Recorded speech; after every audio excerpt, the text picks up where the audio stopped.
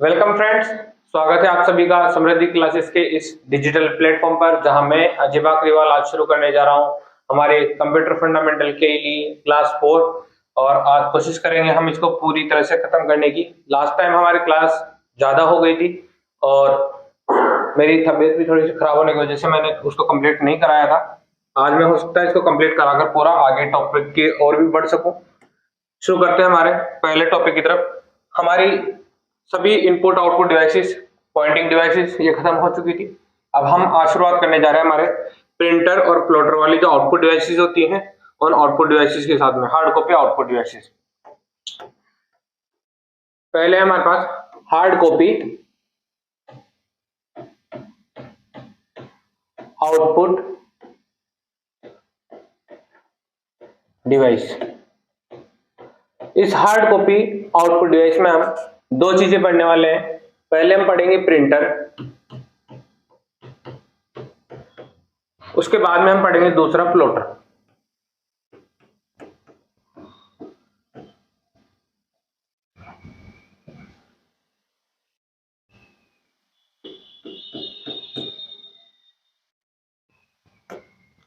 पहला जो हमारा शुरुआत करने जा रहे हैं हम प्रिंटर। प्रिंटर के बारे में आप अच्छे से जानते हैं। मैं आपको ज्यादा बातें नहीं लिखवाऊंगा, इसमें सिर्फ वो शॉर्ट बातें लिखवाएंगे जो आपको एग्जाम में जल्दी से रिवाइज हो चुके हैं। एग्जाम के लिए ज्यादा टाइम खराब नहीं करेंगे। प्रिंटर क्या है? हमारी एक बाहर से कनेक्ट करने वाली डिवाइस है, इसलिए हम इसे क्या कहेंगे? Peripheral device. जितनी भी बाहर से बाह्य रूप से कनेक्शन होने वाली जो डिवाइसेस होती है उन सभी डिवाइसेस को हम क्या कहते हैं? Peripheral devices. तो प्रिंटर क्या है? हमारी पेरिफेरल डिवाइस। और प्रिंटर का जो कार्य होता है वो क्या होता है? जितनी भी आपकी सॉफ्ट कॉपीज होती है उनको हार्ड कॉपीज में कन्वर्ट करता है प्रिंटर। सॉफ्ट कॉपी को हार्ड कॉपी में कन्वर्ट करने का कार्य करता है। इसके अलावा हम प्रिंटर के लिए और क्या कह सकते हैं? यह हमारी कैसी युक्ति है? एक इलेक्ट्रोमैकेनिकल। इलेक्ट्रोमैकेनिकल। तो प्रिंटर क्या है? हमारी एक इलेक्ट्रोमैकेनिकल डिवाइस है। इसमें इलेक्ट्रोमैकेनिकल से आप क्या समझेंगे? इलेक्ट्रो और मैकेनिकल मीन्स इसकी जो सर्किट होता है इसका वो कैसा सर्किट होता है? इलेक्ट्रिक सर्किट होता है।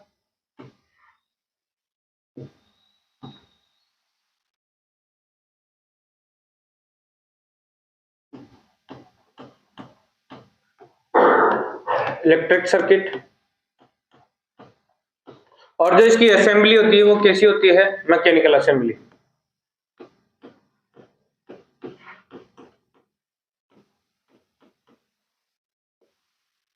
Mechanical assembly. यहां तक बात समझ में आ गई? जो इलेक्ट्रोमैकेनिकल है इसका अर्थ क्या हुआ? इलेक्ट्रो मीन्स इसका जो सर्किट होगा वो कैसा होगा? Electrical circuit. और इसकी जो असेंबली होती है जो उसको मैनेज करने का कार्य करती है वो कैसी होती है? Mechanical assembly. इसका ये क्या करता है? इस तरह से इसका दोनों तरीके से उपयोग करते हैं। यहां तक आपको बात समझ में आ गई? ठीक है, इसके आगे चलते हैं हम। हमारा जो प्रिंटर है और उसको और क्या कह सकते हैं हम? प्रिंटर को हम इसी कारण, जो हमारा इलेक्ट्रिकल सर्किट है और मैकेनिकल असेंबली है, इसी के कारण हम इसको क्या कहेंगे? इसको कहेंगे हम कंट्रोल इलेक्ट्रॉनिक्स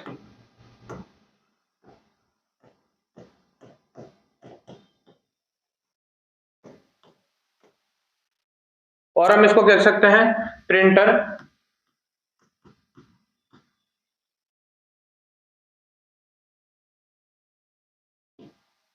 इलेक्ट्रॉनिक्स।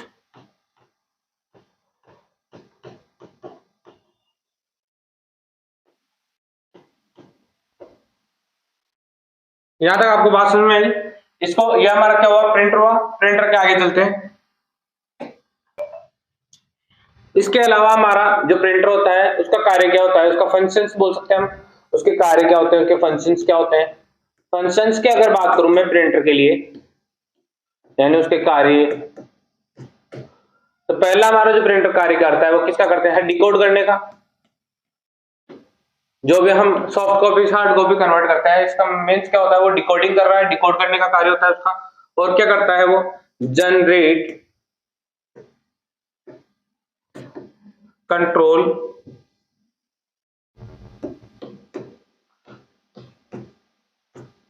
सिग्नल, और क्या करता है, एक्टिवेट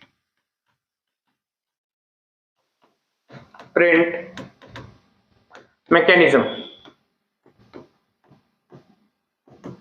ये तीनों इसके क्या रहे होते हैं, डिकोड करना, generate control signal, activate print mechanism.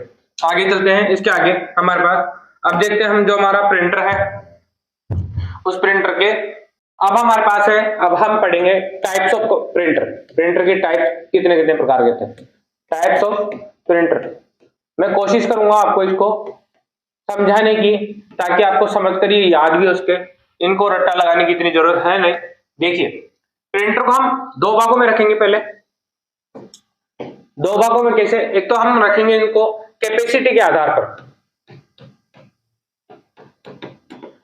Capacity के आधार पर, यानी कि जिनकी प्रिंटिंग की जो क्षमता होती है उस क्षमता के आधार पर। और दूसरा हम जो प्रिंटर को रखने वाले हैं वो रखेंगे टेक्निक के आधार पर, यानी तकनीक के आधार पर, टेक्निक और तकनीक के आधार पर। अब यहां पर हम बात करते हैं कैपेसिटी की। अगर हम कैपेसिटी की बात करें क्षमता के आधार पर, तो यहां पर इसको तीन भागों में रखा गया है। प्रिंटर को तीन भागों में कैसे कैसे रखा गया है, आप इसका रट्टा नहीं लगाएं, समझे इस बात को। पहला जो होगा हमारा, पहला हमारा होगा कैरेक्टर प्रिंटिंग।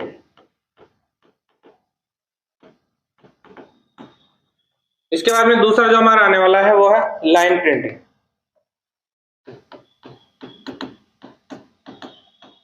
पहले कैरेक्टर हुआ, कैरेक्टर से मिला के लाइन बनी, और लाइन के बाद में हमारा बन जाता है पेज प्रिंटर। ठीक है, इन्हीं की तीनों में से दो, जैसे कैरेक्टर जो प्रिंटर हुआ, इसकी जो दूसरा नाम से भी इसको जाना जाता है वो है हमारा serial printing. Serial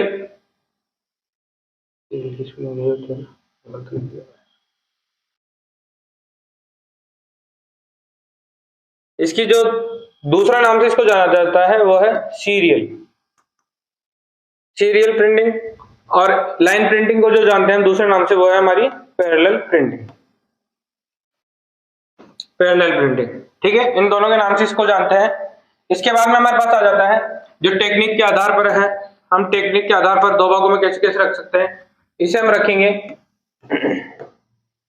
impact printing और नॉन इम्पैक्ट प्रिंटिंग।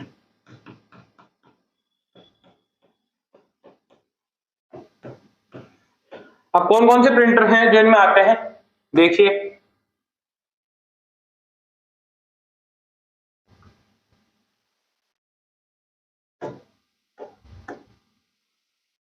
पहला देखिए कैरेक्टर प्रिंटिंग। कैरेक्टर प्रिंटिंग में हम देखिए पहला डी और दूसरा डी। मैं इनकी फुल फॉर्म बताऊंगा आपको, अभी इसको इसी तरह से रखिए आप। पहले में कैरेक्टर में डी और डी, दूसरे वाले में लाइन में बी, और लाइन प्रिंटिंग में B C D. BCD code आपने पढ़ा होगा। इसके बाद में पेज प्रिंटर है, इसको हम अलग से समझेंगे अभी। इम्पैक्ट प्रिंटर में आपको कौन से रखने हैं, ये जो पांचों हुए हैं हमारे, इन्हीं को हम इम्पैक्ट प्रिंटिंग में रखेंगे, यानी कि डी बी सी डी, और यहाँ पे नॉन इम्पैक्ट को हम खाली रखेंगे।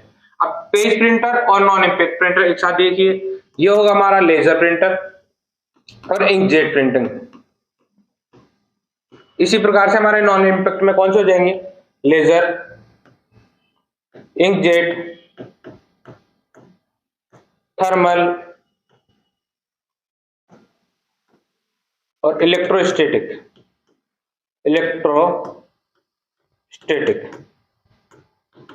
ये हमारे नॉन इम्पैक्ट वाले प्रिंटर हो गए। अब इनकी फुल फॉर्म देख लीजिए, किस किस को क्या क्या कहते हैं। जो पहला डी है हमारा, ये है हमारा डेजीवेल प्रिंटर। दूसरा हमारा dot matrix printer. Dot matrix printer. इसके बाद में बीसीडी, बीसीडी यानी कि बैंड, सी मीन्स चेन, और डी यानी ड्रम, ड्रम प्रिंटर। ये हमारे बीसीडी हो गए। यही चार पांचों जो है आपके वो यहां पे आएंगे। Daisy wheel, Daisy wheel, dot matrix, band, chain और ड्रम। ये आपके टाइप्स ऑफ प्रिंटर्स हो गए अलग अलग कैरेक्टर प्रिंटिंग में, जिसको हम सीरियल के नाम से भी जानते हैं, डेजी व्हील और डॉट मैट्रिक्स। लाइन प्रिंटिंग में जिसको हम पैरेलल के नाम से भी जानते हैं, band, chain and drum. Page printer में हमारे लेजर और इंकजेट प्रिंटर। इंपैक्ट प्रिंटिंग में हमारे पास daisy wheel, dot matrix, band, chain, drum. और नॉन इंपैक्ट में हमारे पास आ गया लेजर, इंकजेट, थर्मल, इलेक्ट्रोस्टैटिक। चलिए अब आगे इनके बारे में हम इसको एलेबोरेट करते हैं और एलेबोरेट करके समझते हैं। जैसे हमारे पास पहला आने वाला है, पहला हम पढ़ेंगे कैरेक्टर के अंदर से। फर्स्ट है हमारा character printing.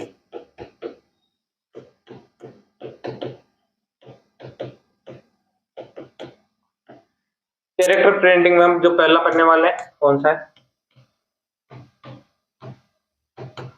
Daisy wheel, Daisy wheel print. ये क्या करता है? एक समय में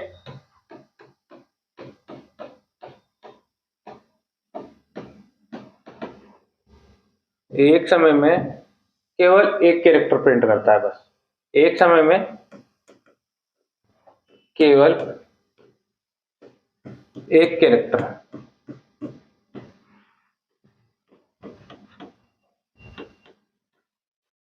एक समय में केवल एक कैरेक्टर प्रिंट करता है। जिसकी स्पीड नापी जाती है वो किसमें नापी जाती है? सीपीएस में। जब एक समय में एक कैरेक्टर प्रिंट कर रहा है तो इसकी स्पीड भी किसमें नापी जाएगी? कैरेक्टर में, यानी कि कैरेक्टर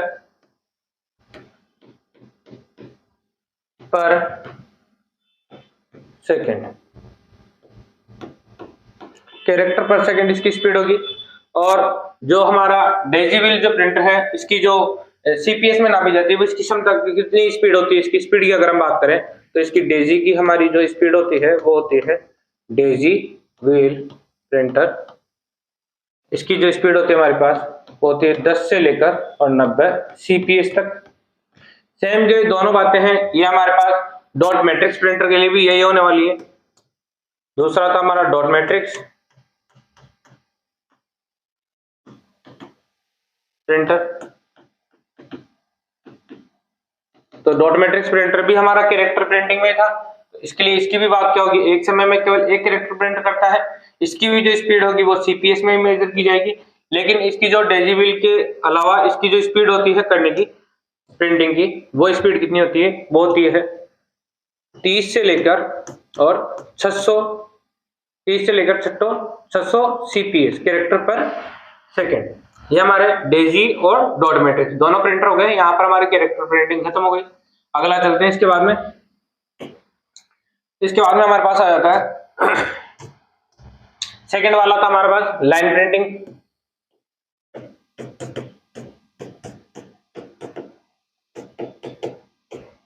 और लाइन प्रिंटिंग को हम किसके नाम से जानते हैं? पैरेलल।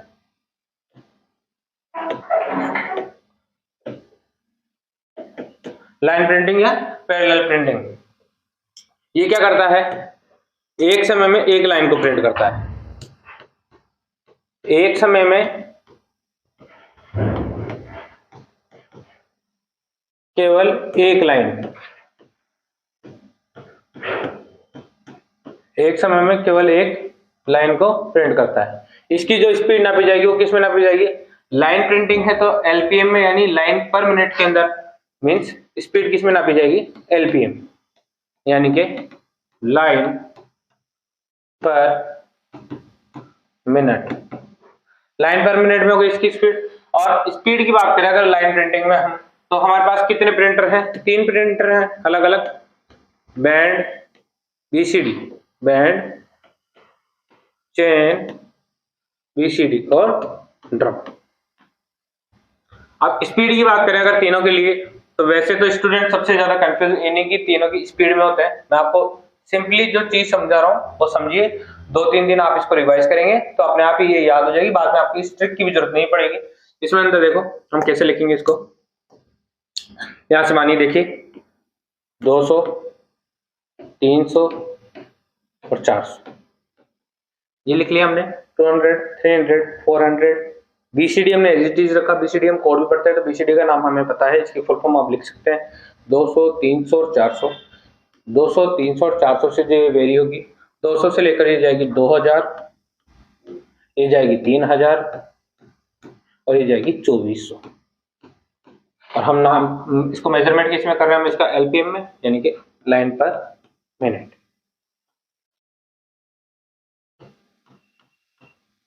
ठीक है, यहाँ पर हमारा लाइन प्रिंटिंग वाले जितने भी प्रिंटर्स हैं वो सभी हमारे खत्म हो चुके हैं। ठीक है, आगे चलते हैं। आगे हमारे पास एक अकेला बचा हुआ है बस, वो कौन सा है, page printer, third.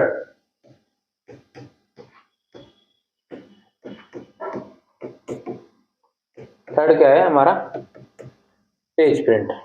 Page printer में हमारे पास कौन कौन से हैं, इंकजेट और लेजर प्रिंटर। तो जो तकनीक होगी वो कौन सी तकनीक होगी, लेजर तकनीक पे आधारित है वो सभी। तो दो प्रिंटर हमारे पास, इसको किसमें ये क्या करेंगे, पूरे के पूरे पेज को एक साथ प्रिंट करते हैं। ठीक है, एक समय में एक पेज,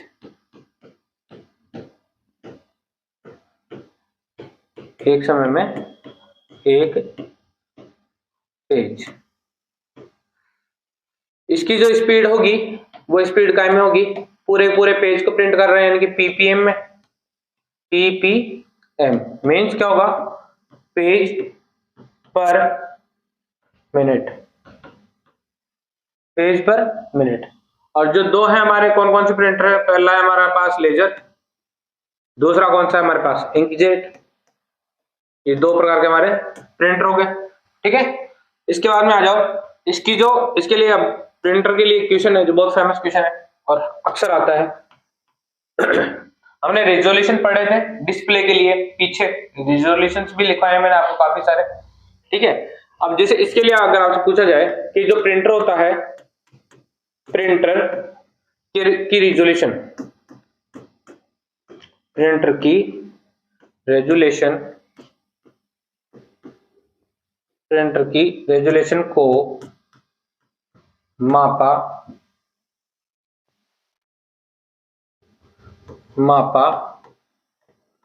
जाता है। किसमें मापा जाता है, मैं आपको ऑप्शन दे रहा हूं। जैसे पहले लिखिए पीपीएम, दूसरा है आपके पास सीपीएम, थर्ड है आपके पास डीपीएम, या फोर्थ ऑप्शन है आपके पास डीपीआई। अब इसका ऑप्शन देना है आपको, ऑप्शन मैं इसका आंसर आपको बाद में बताऊंगा। अभी आप कमेंट बॉक्स में इसका आंसर डालिए कि प्रिंटर की जो रेजोल्यूशन होता है इसको मापन किस में किया जाता है। ठीक है, आगे चलिए, अगला है हमारे पास। अब यहाँ से हमने सारे के सारे जो कैरेक्टर प्रिंटिंग वाले वो प्रिंटर हमने कंप्लीट कर लिए हैं। अगला जो हमारे पास आएगा वो उधर से नॉन इम्पैक्ट टेक्नोलॉजी के आधार पर हमारे पास प्रिंटर्स आने वाले हैं। पहला जो हमारे पास आने वाला है वो कौन सा है, इम्पैक्ट प्रिंटर।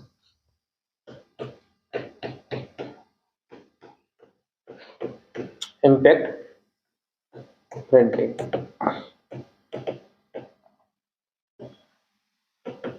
इम्पैक्ट प्रिंटिंग में भी हमने वही पढ़े जो आपका दोनों के दोनों आपके कैरेक्टर और सीरियल, कैरेक्टर में सीरियल और लाइन में पैरेलल वाले जो भी हमारे पास प्रिंटर थे वही प्रिंटर हम इसमें इम्पैक्ट वाले में पढ़ने वाले हैं। ठीक है, तो इसमें जो होता है वो क्या होता है, एक प्रिंटिंग हेड होता है, प्रिंटिंग हेड होता है। उस प्रिंटिंग हेड पर क्या होते हैं, कैरेक्टर्स छपे हुए होते हैं, तो वो कैरेक्टर्स क्या करते हैं, प्रिंट करने का कार्य करते हैं। तो प्रिंटिंग हेड होता है, प्रिंटिंग हेड का उपयोग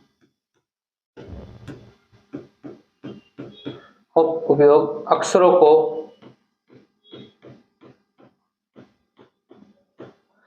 प्रिंटिंग हेड का उपयोग अक्षरों को प्रिंट करने के लिए किया जाता है। ठीक है, प्रिंटिंग हेड का उपयोग किया जाता है इसमें इम्पैक्ट प्रिंटिंग में अक्षरों को प्रिंट करने के लिए। दूसरा हमारे पास क्या है, जिसको स्याही मिलेगी, वो स्याही कहां से मिलेगी, इसकी जो स्याही प्रदान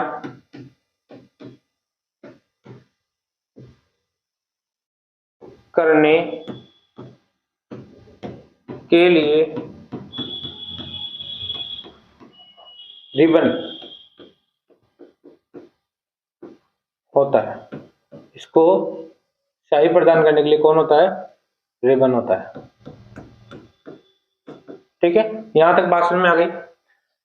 इम्पैक्ट प्रिंटिंग में हम पहले वाले दो समझ लेते हैं जो हमने लिखे हुए थे, डीओडी। पहला डेसिबल,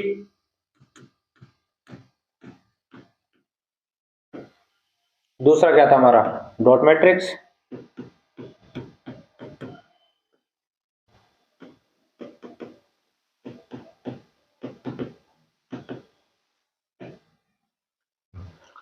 अब ये जो हमारे प्रिंटर होते हैं नॉर्मली कैसे होते हैं, लो क्वालिटी के। सबसे पहले चले थे मीन्स लो क्वालिटी के ही होंगे। आजकल तो अच्छी से अच्छी टेक्निक हो गई तो अच्छी प्रिंटिंग होती है। ये लो क्वालिटी के प्रिंटर थे हमारे, कैरेक्टर को प्रिंट करते थे। इसमें क्या होता था कि जो आपकी इमेजेस होती थी वो इमेजेस प्रिंट नहीं हो पाती थी, इमेज प्रिंट नहीं हो पाती थी। तो आप क्या कह सकते हैं, इमेज जो प्रिंट होती है वो पॉसिबल नहीं थी। ठीक है, और ये जो होते थे वो कैसे दिखाई देते थे देखने के अंदर, जैसे आपके जो आपने पुराने जमाने के टाइपराइटर देखे होंगे जो हाई कोर्ट मैरिज में यूज किया करते थे, उन टाइपराइटर की जैसे दिखाई देते थे, टाइपराइटर की जैसे। ठीक है, ये हमारे डेजिबल प्रिंटर के बारे में हो गई। दूसरा हमारा जो डॉट मैट्रिक्स प्रिंटर, बस इसमें एक खासियत क्या थी, ये क्या करता था, लगातार पेजों को टाइप करता था, लगातार पेजों का उपयोग करता था एक तरह से। और जो इसकी खासियत थी वो ये थी कि दोनों दिशाओं में प्रिंट करता था। जो हमारा डॉट मैट्रिक्स प्रिंटर है वो दोनों दिशाओं में प्रिंट करता था, दोनों दिशाओं में प्रिंट। दोनों दिशाओं में कैसे, आप कह सकते हैं राइट और लेफ्ट है तो राइट टू लेफ्ट भी प्रिंट करता था और लेफ्ट टू राइट भी प्रिंट करता था। ये हमारा डेजिबल और डॉट मैट्रिक्स प्रिंटर खत्म हो गया। यहाँ पे आगे चलते हैं। आगे हमारे इसी इम्पैक्ट में कौन कौन से तीन हम अलग से पढ़ेंगे इसी के साथ। पांच है ना हमारे, पांच में से हमने डी दो एक जगह कर लिए, बी सी डी में एक साथ पढ़ लेंगे। आप इसको तीसरा बोल सकते हैं, तीसरा, चौथा और पांचवा, B C D band printer. ठीक है, कौन सा है हमारा, बैंड प्रिंटर। बैंड प्रिंटर में क्या होता है, इसमें बैंड होता है तो ये बैंड के चेन के स्थान पर किसका उपयोग करता है, ये चेन के स्थान पर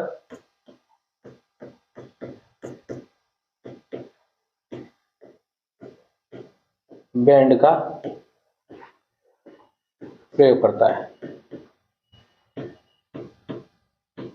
बस इतनी सी बात ध्यान रखनी, मैंने इनकी स्पीड आपको पहले बता ही दी है। तो चेन के स्थान पर किसका प्रयोग करेगा, बैंड का। ठीक है, अब चेन के स्थान पर बैंड का प्रयोग कर रहा है तो चेन का उपयोग कौन करेगा, जो चेन प्रिंटर है। तो ये चेन का उपयोग करता होगा तभी तो इसके बाद में जो ये आया तो इसने चेन के स्थान पर क्या किया, बैंड का प्रयोग किया। तो चेन में क्या होता है, चेन में क्या होता है, चेन का उपयोग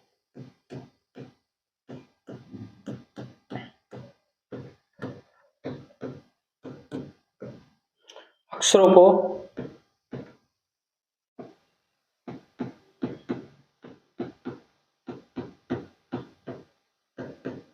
छापने में किया जाता है।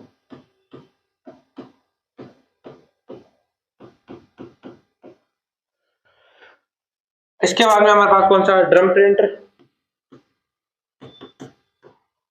ठीक है, तो ड्रम प्रिंटर में क्या आ जाएगा हमारे पास, रिबन का उपयोग। इसमें क्या होता है, ड्रम प्रिंटर में हमारे पास एक रिबन होती है पूरी की पूरी, तो ड्रम में रिबन का उपयोग।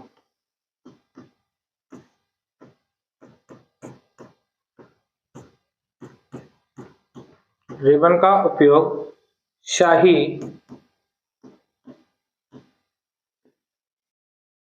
प्रदान करने के लिए, ठीक है। ड्रम प्रिंटर में हमारे पास क्या होता था, रिबन का उपयोग जो करते थे वो किसके लिए करते थे, स्याही प्रदान करने के लिए। और चेन प्रिंटर में चेन का उपयोग अक्षरों को छापने के लिए किया जाता था। और बेंड प्रिंटर में हमने क्या किया, चेन के स्थान पर बेंड का प्रयोग किया, तो ये क्या था, एक बेंड प्रिंटर, ठीक है। आगे चलते हैं, दूसरा कौन सा हमारा, नॉन इंपैक्ट प्रिंटर। अब क्या चलेंगे हमारे, नॉन इंपैक्ट, जिसमें हमारे पास पहला कौन सा है, नॉन इंपैक्ट में हमारे पास पहला है लेजर। लेजर प्रिंट,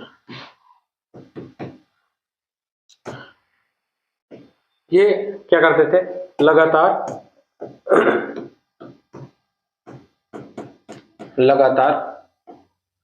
प्रिंटिंग के काम में आते थे, लगातार प्रिंट करते थे। साथ में इनकी खासियत क्या है, ये ग्राफिक्स को भी प्रिंट करते हैं। ग्राफिक्स यानी कि जितने भी इमेजेस होंगी, कोई भी डिजाइन होगा तो उसको भी प्रिंट किया जाता था इसमें। इसके समान वर्क करते थे, जैसे हमारे कोई जीरोक्स मशीन होती है ना, आप जीरोक्स करवाते हैं प्रिंटर की शॉप पे, प्रिंटिंग की शॉप पे, तो जीरोक्स जो मशीन होती है ना बड़ी बड़ी, उन बड़ी बड़ी मशीनों के समान, जीरोक्स मशीन के समान।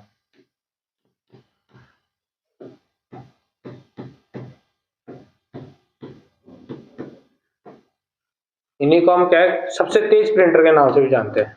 प्रिंटिंग की जो स्पीड होती है इनकी बहुत अच्छी होती है, इनकी सबसे तेज स्पीड, या सबसे तेज प्रिंटर भी बोल सकते हैं, स्पीड बोल दो, ऐसे प्रिंट, ऐसे तो आने में तो इनसे भी तेज प्रिंटर और भी आते हैं, लेकिन हम बोल सकते हैं इसको।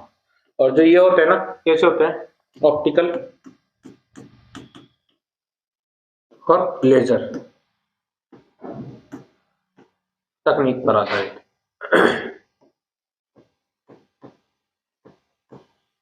ऑप्टिकल और लेजर तकनीक पर आधारित होते हैं, ठीक है। यहां तक आपके कौन से हो गए, लेजर प्रिंटर।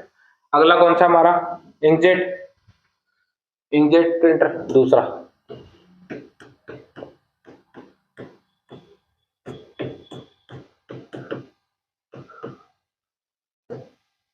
इंकजेट प्रिंटर में क्या होता है, सिर्फ एक ही अंतर है, बाकी चीजें सब सेम है। ये क्या करता है, स्याही प्रदान करने के लिए, स्याही प्रदान करने के लिए नोजल का उपयोग करता है,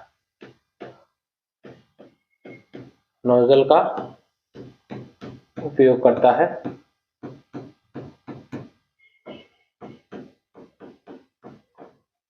और जो नोजल होती है ना, वो नोजल क्या करती है, स्याही को स्प्रे करती है, स्प्रे करती है, ठीक है। यहां तक हो गया। थर्ड हमारा इसमें कौन सा है, एक थर्ड है हमारे पास थर्मल प्रिंटर। थर्मल प्रिंटर तो आपने अच्छे से देखा होगा, हर मंथ में देखते होंगे आप, नॉर्मली भी देखते होंगे अगर आप बस में ट्रेवल करते हैं तो। थर्मल जो प्रिंटर होते हैं उनमें क्या होता है, थर्मोक्रोमेटिक,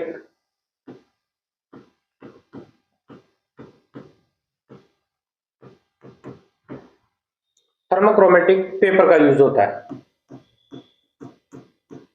वो जो पेपर होते हैं ना, वो स्पेशली इन्हीं प्रिंटर के लिए डिजाइन होते हैं। उनमें क्या होता है कि लेपन होता है, थर्मोक्रोमेटिक जो पेपर होते हैं उन पे लेपन होता है क्रोमेटिक का।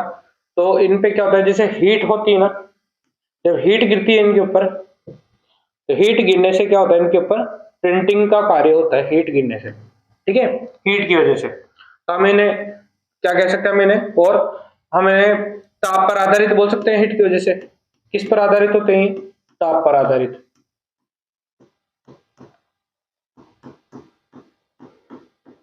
अब जैसे कि मैंने बोला, आपने हर महीने में देखा होगा, तो इनका उपयोग कहाँ कहाँ होते हैं। जैसे कि आप ये बोल सकते हैं कि जो आपके बिजली का बिल आता है, यानी लाइट बिल, इलेक्ट्रिसिटी बिल,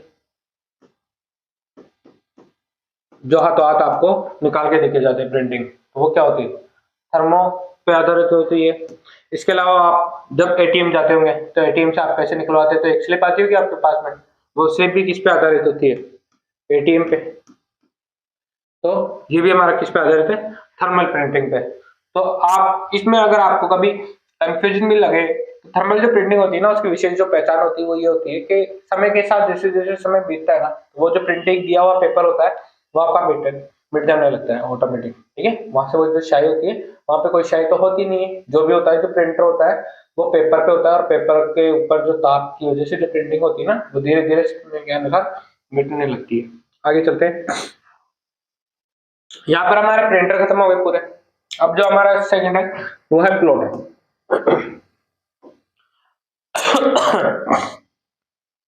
अगला है हमारा दूसरा प्लॉटर। प्लॉटर वैसे आप में से कई स्टूडेंट है जिन्होंने देखे नहीं है, लेकिन कई स्टूडेंट है जिन्होंने देख रखे होंगे। जो विशेष जो प्लॉटर होते हैं वो आपने शादियों में, फंक्शंस में, जितने भी बड़े बड़े बैनर्स होते हैं या कोचिंगों में जो बड़े बड़े बैनर लगे हुए रहते हैं, तो वो बड़े बड़े बैनर छपवाने के काम में कौन सा आता है, प्लॉटर काम में आता है। प्लॉटर ही होता है जो उनको प्रिंट निकालता है। तो हम ये बोल सकते हैं कि ये जो प्लॉटर होते हैं ना, ये एक तो उच्च गुणवत्ता वाले प्रिंटिंग के लिए यूज होते हैं, उच्च गुणवत्ता वाले। ठीक है, उच्च गुणवत्ता प्रिंटिंग में, उच्च गुणवत्ता प्रिंट। और दूसरा जो प्लॉटर का यूज होता है वो होता है केड में। केड में ना आपको पीछे पढ़ाया था, कंप्यूटर एडेड डिजाइन।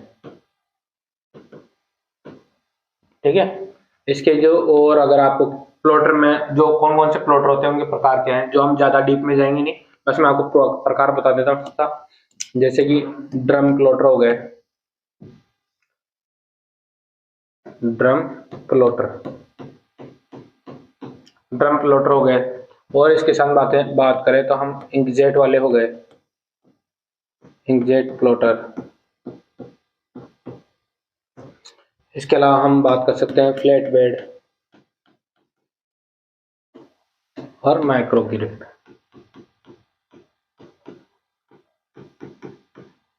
ठीक है फ्रेंड्स, यहाँ तक हमारे प्लॉटर्स खत्म हो गए। यानी कि हमने जितने भी ओवरव्यू ऑफ कंप्यूटर देखा है उसके अंदर हमारे पास input output devices, scanners, printers, ये सारे हमने कंप्लीट कर लिए। अब हम आज से जो स्टार्ट करने जा रहे हैं, आज से हम हमारा नया टॉपिक स्टार्ट करने जा रहे हैं। आज से हम जो स्टार्ट करेंगे वो होगा हमारा टाइप्स ऑफ कंप्यूटर। ठीक है फ्रेंड्स, नेक्स्ट टॉपिक की ओर बढ़ते हैं हम। नेक्स्ट टॉपिक है हमारा टाइप्स ऑफ कंप्यूटर।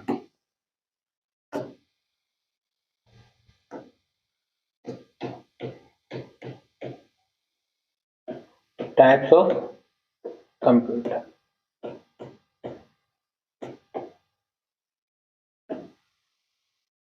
ठीक है, कंप्यूटर के प्रकार अलग अलग कौन कौन से होते हैं।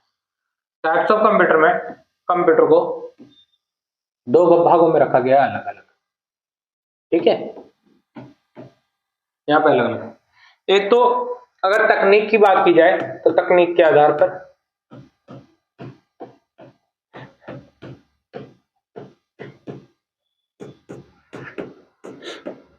और दूसरा हम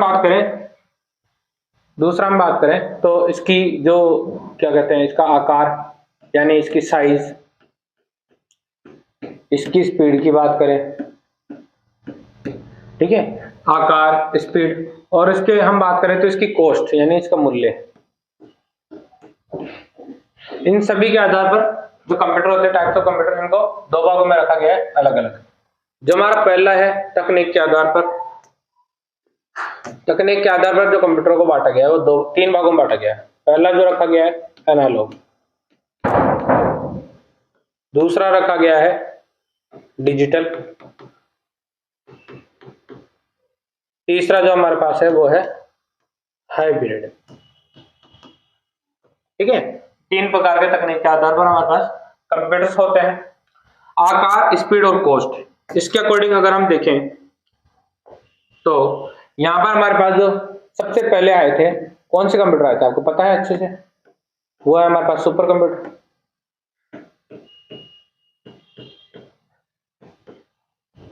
सुपर कंप्यूटर के बाद में जो हमारे पास आए हैं वो कौन से हैं? मेन फ्रेम,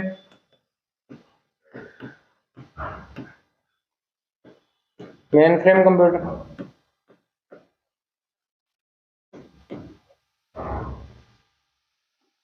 फिर आया हमारे पास मिनी कंप्यूटर।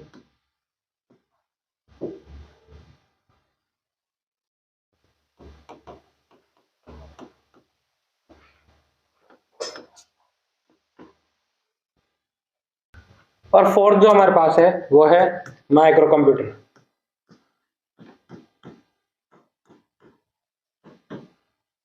अभी यहां से हम एक एक जो है कंप्यूटर को उनको साथ ही साथ लेके चलेंगे, ठीक है। पहला हम जो पढ़ने जा रहे हैं वो है एनालॉग। किसके आधार पर है? तकनीक के आधार पर, ठीक है। फर्स्ट कौन सा है हमारा? एनालॉग।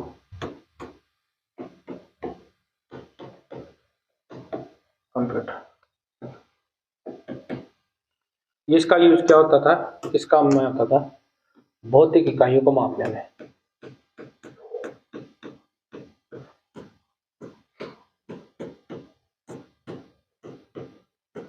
इकाइयों को मापने में बहुत सारी भौतिक इकाइयां, क्या क्या बोल सकते हो आप? जैसे एमीटर, वोल्ट मीटर,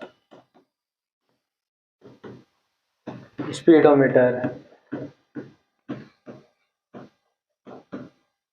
बैरोमीटर, ऐसी बहुत सारी इकाइयां हैं जो भौतिक इकाइयों को मापने के लिए ऐसे बहुत सारे मीटर बने हुए हैं। सारे के सारे कैसे होते हैं? एनालॉग मीटर होते हैं, ठीक है। इसके आगे चलते हैं। हमारा दूसरा, सेकंड कौन सा हमारा? Digital computer.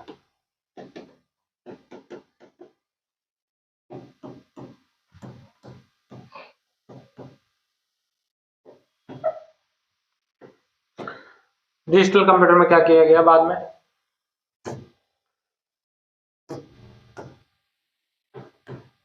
डेसिमल जो अंक होते हैं,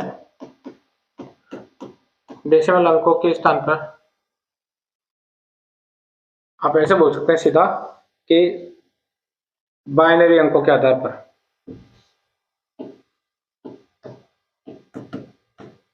जो डिजिटल कंप्यूटर बने वो किसके आधार पर बने? फिर बाइनरी अंकों के आधार पर।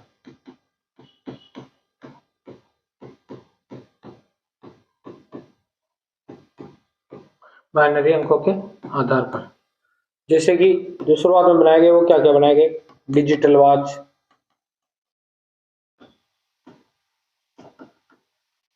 और डिजिटल कैलकुलेटर।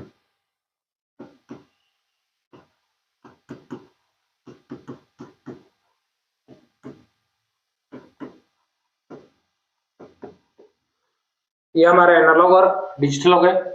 थर्ड कौन से हमारे? हाइब्रिड। हाइब्रिड में क्या होता है? हाइब्रिड जो होता है वो मिक्सचर होता है किसका? एनालॉग का और डिजिटल का। थर्ड कौन सा हमारा? हाइब्रिड, ठीक है। हाइब्रिड में क्या होता है?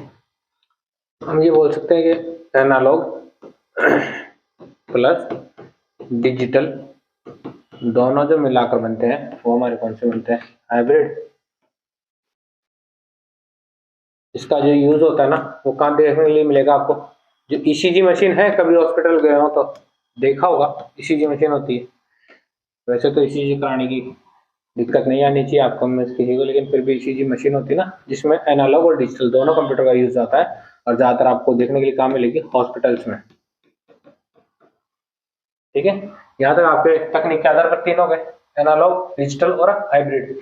आगे चलते हैं हम। आगे हमारे साइज, कॉस्ट और स्पीड यानी प्रोसेस के हिसाब से बता सकते हैं हम। किसके हिसाब से बातें कर रहे थे? साइज, कॉस्ट, प्रोसेस, ठीक है। इसके अकॉर्डिंग पहला कौन सा हमारे पास? फर्स्ट हमारे पास आते हैं हमारे सुपर कंप्यूटर।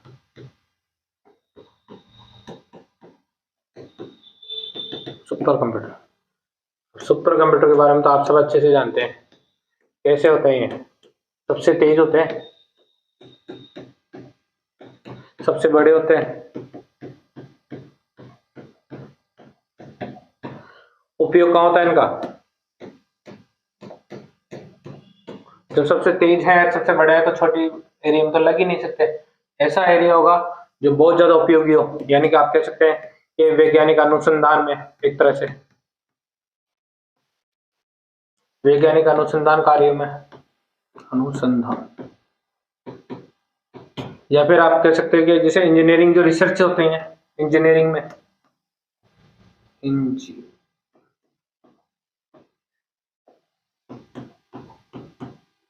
इंजीनियरिंग में और अनुसंधान कार्यों में हो गया, ठीक है, ये इसके उपयोग हो गए।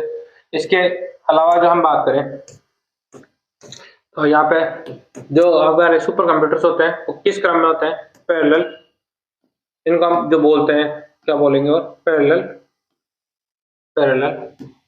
Processing, parallel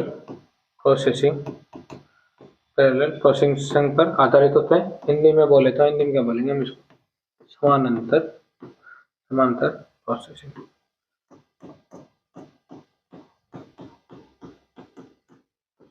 processing. और जो सुपर कंप्यूटर की जो स्पीड मापी जाती है वो स्पीड कहाँ मापी जाती है, वो मापी जाती है फ्लॉप्स में, ठीक है। सुपर कंप्यूटर्स की अब तो बहुत ज्यादा आधुनिक तकनीक के आधार पर और ज्यादा सुपर कंप्यूटर्स एडवांस हो गए। अब जो इनकी स्पीड मापी जाती है वो तो टेराफ्लॉप्स और पेटाफ्लॉप्स में मापी जाती है, ठीक है। इसके आगे चलते हैं। अब मैं कुछ सुपर कंप्यूटर बता देता हूँ आपको साथ के साथ। यहाँ से एग्जाम में क्वेश्चन हमेशा आते ही आते हैं लगभग, ठीक है, और अपडेट भी होता रहता है। जैसे मैं अगर आपसे बात करूं वर्ल्ड के, दुनिया के हिसाब से, और एक मैं बात करूं हमारे इंडिया के हिसाब से, तो वर्ल्ड के अकॉर्डिंग अगर हम बात करें तो वर्ल्ड में सबसे फास्टेस्ट कौन सा होगा, सबसे फास्टेस्ट सुपर कंप्यूटर वर्ल्ड के अकॉर्डिंग, और इंडिया के अकॉर्डिंग सबसे फास्टेस्ट कौन सा होगा, ठीक है। तो पहले हम किसकी बात करते हैं, फास्टेस्ट कंप्यूटर की बात कर लेते हैं। तो हमारे पास जो वर्ल्ड का सबसे फास्टेस्ट कंप्यूटर था वो हमारे पास कौन सा था, सबसे फर्स्ट कंप्यूटर फास्टेस्ट, पहले फर्स्ट लो, फर्स्ट कौन सा था हमारे पास, सीडीसी 6600। कब आया, ये आया हमारे पास 1965 में, ठीक है। इसको जो नाम दिया गया वो नाम कौन सा दिया इसका, क्रे, दुनिया का पहला कंप्यूटर, ठीक है, फर्स्ट। तो फर्स्ट नाम दिया क्रे फर्स्ट ने, ये नाम कब मिला इसको, 1975 में, ठीक है। वैज्ञानिक कौन से थे इसको बनाने वाले, वो थे क्रे सिमोन। अब फास्टेस्ट की बात करते हैं, ये फर्स्ट हुआ हमारा दुनिया का पहला सुपर कंप्यूटर। इसके बाद में हम फास्टेस्ट की बात करें तो फास्टेस्ट कौन सा था हमारा, फास्टेस्ट था हमारा फुगाकू,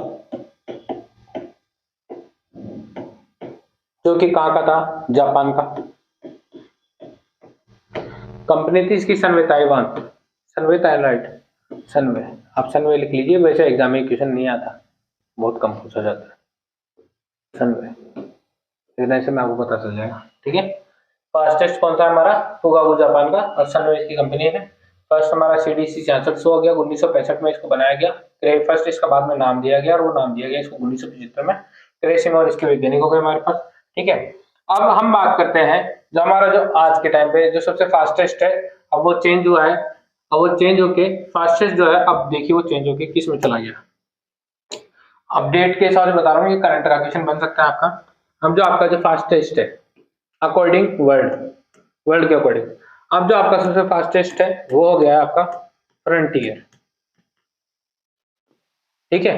कहाँ बनाया गया है, यूएसए का सुपर कंप्यूटर है ये, और इसकी जो स्पीड है, स्पीड इसकी जो नापी जाती है वो किस में नापी जाती है, पेटा फ्लॉप्स में, ठीक है। अब ये जो आपका फ्रंटियर माना जाएगा वो माना जाएगा नवंबर 2022 से, ठीक है। अब ये अपडेट क्वेश्चन है, अगर आपके क्वेश्चन में अगर आपको कुछ ईयर या ये ऐसे देख के मिलता है, अगर आपको जैसे नवंबर से कौन सा नया सुपर कंप्यूटर है जो दुनिया का सबसे फास्टेस्ट है, अगर ऑप्शंस में आपको फ्रंटियर मिलता है तो फिर फ्रंटियर आपका ऑप्शन होगा उसके अंदर। लेकिन अगर जैसे ऐसे कुछ भी बात नोटिस नहीं है वहां पे ईयर को लेकर, या फिर आपसे सिर्फ फास्टेस्ट कंप्यूटर पूछा जाता है वर्ल्ड का, तो फिर आपको आंसर जो लगाना है वो फुगाकू जापानी लगाना है, ठीक है। आगे चलते हैं यहाँ तक। अब इसके बाद में हमारे पास इंडिया, इंडिया का हम फर्स्ट की बात करेंगे और फास्टेस्ट की बात करेंगे। अभी तक हमने वर्ल्ड की बात की है, अभी इंडिया का फास्टेस्ट और फर्स्ट। तो इंडिया का जो फर्स्ट बात करते हैं हम पहले, तो इंडिया में पहला फर्स्ट कंप्यूटर कौन सा बना, वो बना परम 8000। कब बना, 1991 में। और बनाया गया किसके द्वारा, ये बनाया गया सीडेक। सीडेक का है पुणे में, सीडेक पुणे। ठीक है, यहाँ तक बात समझ आई। इसके बाद में आ जाओ फास्टेस्ट में। फास्टेस्ट हमारे कौन सा है, फास्टेस्ट। और फर्स्ट जब बनाया गया तो आप ये भी कह सकते हैं कि इंडिया में सुपर कंप्यूटर के जो जनक हैं वो किसको जाने जाते हैं, वो जाने जाते हैं हमारे विजय भटकर को, विजय भटकर। ठीक है, इंडिया में सुपर कंप्यूटर के जनक। फास्टेस्ट की बात करूं अगर मैं, इंडिया में फास्टेस्ट कौन सा है, फास्टेस्ट जो जाना गया है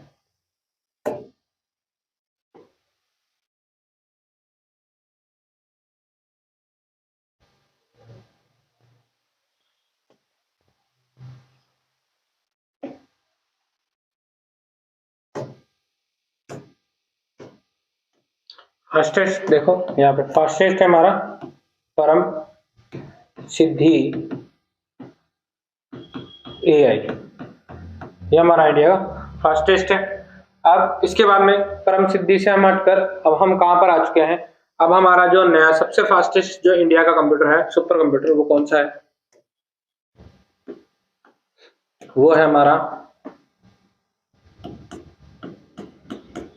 एरावत। अब जो हमारा इंडिया का सबसे फास्टेस्ट कंप्यूटर है वो कौन सा है, एरावत। ठीक है, और इसकी बात करें हम एरावत की, तो ये अब जो इसका क्वेश्चन आपको डेट देगा, अगर वो डेट देता है आपको अगर जून 2023 से, जून 2023 से इंडिया का सबसे फास्टेस्ट जो सुपर कंप्यूटर है वो कौन सा है, एरावत। एरावत जून 2023 से। अगर आपको ईयर मेंशन नहीं करता है तो आपको जो आंसर देना है फास्टेस्ट वो आपका जाएगा परम सिद्धि एआई। ठीक है, यहाँ तक बात हो गई। इसके आगे चलते हैं। अगर हम बात करें इसकी जो इसका परम जो है इसका नाम रखा गया है परम, यहाँ पर जिसका नाम देखो, यहाँ पे बी परम 8000 है और यहाँ पे भी परम सिद्धि है। तो इस परम की फुल फॉर्म क्या है एक तरह से, तब देखो आप यहाँ से इसको कह सकते हैं कि परम की फुल फॉर्म क्या है। परम की फुल फॉर्म है आपकी पैरेलल मशीन। ठीक है, चलिए आगे चलते हैं। यहाँ तो हो गया आपके दोनों वर्ल्ड और इंडिया के फास्टेस्ट ये कंप्यूटर हो गए। सेकेंड है हमारा, इसके बाद में अभी हमारा मेन फ्रेम कंप्यूटर।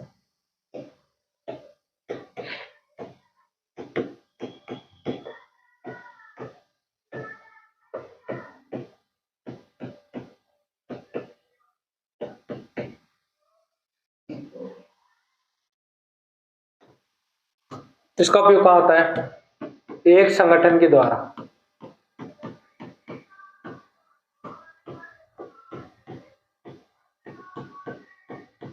मुख्य सर्वर के रूप में,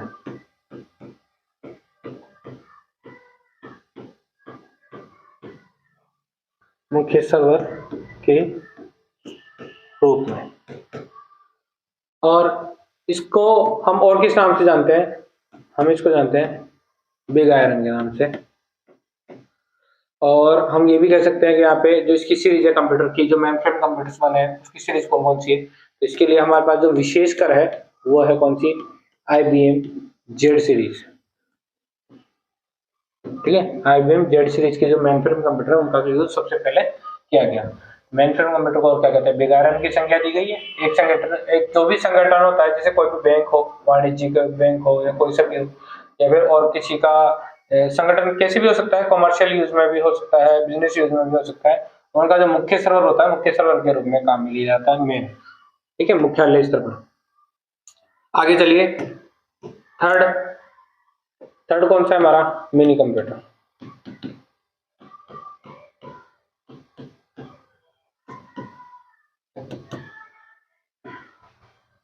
इसे क्या बोलते हैं मिनी कंप्यूटर को, मिनी कंप्यूटर को बोलते हैं mid range computer. Mid range mid range computer के नाम से भी जानते हैं हम इसको, ठीक है। और इसके अलावा अगर हम बात करें तो जो संगठन जो हमने पढ़े हैं ऊपर, इन संगठन के अगर जैसे कुछ भी ब्रांचेस होती हैं तो उन ब्रांचेस में जो सर्वर होते हैं उन ब्रांचेस के सर्वर के लिए भी इसका यूज किया जाता है। हम कह सकते हैं यहाँ पे संगठन के ब्रांच ऑफिस में, संगठन के ब्रांच ऑफिस में जो मिनी कंप्यूटर के जो उदाहरण की बात करें, हम एग्जांपल्स की बात करें, इसका जो एग्जांपल्स होंगे वो कौन कौन से होंगे? पीडीपी 11, पीडीपी 8 भी आए थे इससे सबसे पहले, वो भी मिनी कंप्यूटर थे। इसके आगे चलिए पीडीपी 8, पीडीपी 11 और हमारे कौन से हैं? और अगर हम पीडीपी 11 और 8 की बात करें तो पहले बात तो पीडीपी की फुल फॉर्म क्या होगी? जैसे पीडीपी की फुल फॉर्म देखिए, वो होगी क्या? Program data processor, data processor. जो पीडीपी 11 8 है ये किस पे था?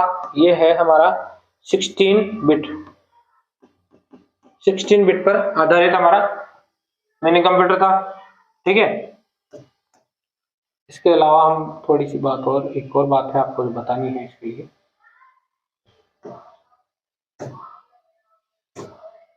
हाँ, इसका जो यूज होता है वो यूज कहाँ होता है? वो भी विशेषकर जैसे साइंटिफिक जो भी रिसर्च होती है वहां पर, ठीक है, साइंटिफिक रिसर्च में, इंजीनियरिंग में, हो गया। और आप कह सकते हैं इनका जो जितने भी हमारे पास डाटाबेस मैनेजमेंट सिस्टम होते हैं, डीबीएमएस, में इनमें इनका यूज किया जाता है डाटाबेस मैनेजमेंट सिस्टम में, ठीक है। और इसका जो पीडीपी 11 8 की अगर हम बात करें तो इसका जो कंपनी है, कॉर्पोरेशन है, वो कौन सी है? डीईसी, ठीक है, डिजिटल इक्विपमेंट कॉर्पोरेशन। कब डेवलप किया था? 1965 में। तो डीईसी की अगर आपको फुल फॉर्म नहीं बताया तो वो भी लिख लीजिए, डिजिटल इक्विपमेंट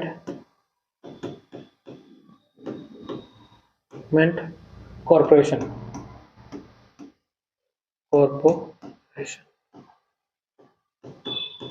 ठीक है। यहां तक के हमारे 3 कंप्यूटर्स हो गए, सुपर कंप्यूटर, मेनफ्रेम कंप्यूटर और मिनी कंप्यूटर। अगला कौन सा पढ़ा है हमने? अगला हमारा माइक्रो कंप्यूटर, जो हम चलाते हैं नॉर्मली, हमारे यूज में आ रहा है। फोर्थ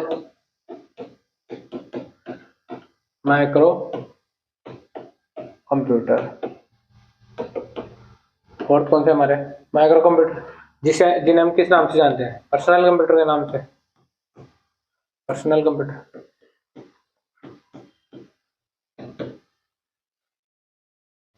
पहले अगर पर्सनल कंप्यूटर की बात करूं मैं तो पहला हमारा पर्सनल कंप्यूटर कौन सा था? फर्स्ट, अगर मैं ये फर्स्ट बात कर रहा हूं किसके हिसाब से? वर्ल्ड के हिसाब से, तो ये हमारा कौन सा था? अल्टेयर। अल्टेयर कौन सा? अल्टेयर 8800, 8800, अल्टेयर 8800, ये हमारा फर्स्ट हो गया। इसके बाद में इंडिया के अकॉर्डिंग बात करें हम, इंडिया के अकॉर्डिंग हमारा फर्स्ट कौन सा था? फर्स्ट था हमारे पास सिद्धार्थ,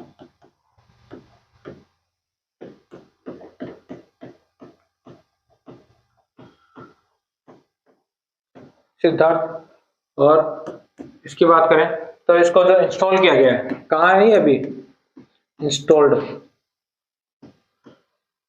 किया गया है इसको अभी मेन जो पोस्ट ऑफिस है, main post office Bangalore,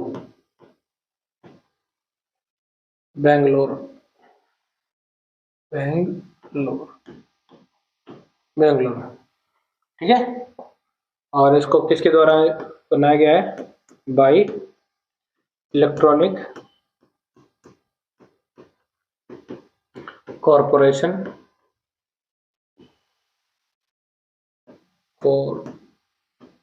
administration of India.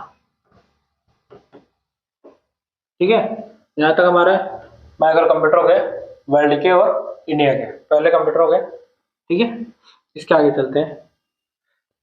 अगर आपको YouTube पर हमारी क्लासेस पसंद आ रही है तो इसको लाइक शेयर एंड सब्सक्राइब करना ना भूलिएगा फ्रेंड्स। इस क्लासेस को बनाने के लिए आपके लिए बहुत मेहनत करनी पड़ती है, आपको पता है।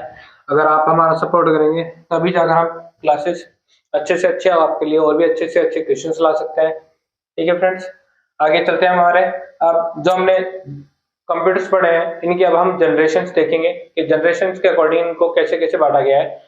जनरेशंस के लिए मैं आपके लिए पहले से चार्ट बनाकर लाया हूं ताकि हमारे इस रिवीजन क्लास में उसको बनाने में ज्यादा टाइम खराब ना हो। आपको केवल ये देखना है कि उन जनरेशंस में कैसे कैसे बांटा गया है, उनको कैसे कैसे रखा गया है, किस केस में कैरेक्टरिस्टिक्स में कैसे कैसे अंतर है, उनके हार्डवेयर कैसे कैसे चेंज हुए हैं, उनका वर्गीकरण कैसे हुआ है, उनके साथ में उनके जो कंप्यूटर्स बनाए गए हैं वो कौन कौन से बनाए गए हैं। ठीक है, चलिए अब आगे देखते हैं उनके। तो अब बढ़ते हैं हमारी जनरेशन जो हमने बनाई है उन जनरेशन की तरफ। देखिए ये आपका मैं चार्ट बनाकर लाया हूँ। देखिए पहला जो हमने वर्गीकरण किया है वो क्या है, जनरेशन के अकॉर्डिंग कौन कौन सी जनरेशन है। दूसरा हमारे पास क्या है, हार्डवेयर, उनके हार्डवेयर कैसे कैसे यूज में आए हैं उनके। थर्ड है हमारे पास उनकी कैरेक्टरिस्टिक्स क्या क्या रही है उनकी। ठीक है, कौन कौन सी लैंग्वेज का यूज हुआ है, कौन सी प्रोसेसिंग रही है। उसके बाद में थर्ड है हमारे पास उसके एग्जाम्पल, जो पीसी बनाए गए, कंप्यूटर बनाए गए, वो कौन कौन से कंप्यूटर बनाए गए। पहला हमारे पास देखिए यहाँ पे जो फर्स्ट जनरेशन है, फर्स्ट जनरेशन जो चली है वो 1942 से 1955 के बीच में चली है। ठीक है, हर अलग अलग जगह अलग अलग एग्जाम है, इस बीच गई है, अलग अलग ये सन बताई गई है। लेकिन नॉर्मली मैंने जो आपके एनसीईआरटी के अकॉर्डिंग लिए तो यहाँ पर आपको कोई गलत नहीं बता सकता। 1942 से 1955 के बीच में आपके फर्स्ट जनरेशन का उपयोग किया गया। फर्स्ट जनरेशन में हमारे पास जो हार्डवेयर यूज किया गया वो हार्डवेयर कौन सा था, किस प्रकार से दिखता था। देखिए मैं आपको इसको साइज करके भी दिखा देता हूँ यहाँ से। ये आपके जो है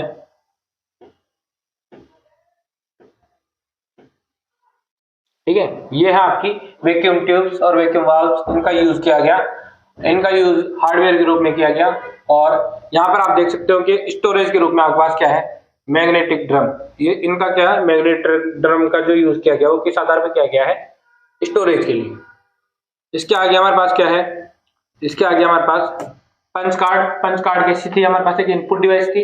इनपुट डिवाइस का यूज कैसे किया गया, इनपुट के लिए में पंच कार्ड का प्रथम डिवाइस है हमारी पंच कार्ड, जिसका इनपुट के रूप में यूज किया गया।